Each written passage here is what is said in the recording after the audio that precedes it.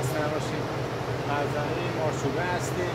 اومدیم ببینیم وضعیت مارچوبه بعد یه هفته کف‌خوری و تغذیه و آبیاری چجوری شده و کیفیتش نسبت به قبل کف‌خوری الان چجوریه.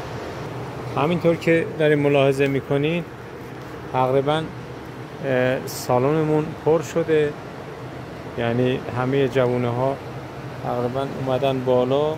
ما تو این مرحله طی یه دونه باید ساقه هوایی داشته باشیم که کار فتوسنتز و تولید مارچوبه رو انجام بده، یعنی تولید مواد غذایی برای ریشه. که میبینین مارچوبه ها تقریبا خیلی سرحال و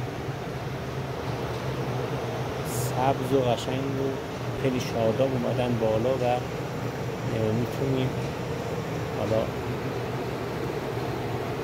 بعد اینکه دیگه مطمئن شدیم همه مارچوبه ها در اومدن شروع کنیم به چیدنشون.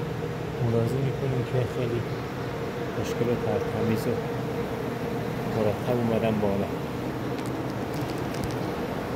یعنی یادتون باشه تو فیلم‌های قبلی دیدین که ما کلاً اینجا رو کف‌خوری کردیم و هیچی داخل سالن نمونده بود، تقریبا خالی بود. آبیاری کردیم و یه چند تا کود دیگه دادیم بهش و یه استراحت کوتاه.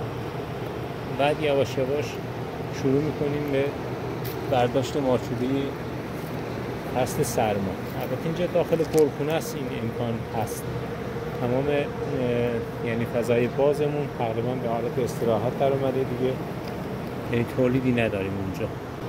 خواستم ببینیم که توی چه مرحله ایه. کل گلخونه‌مون سبز شده.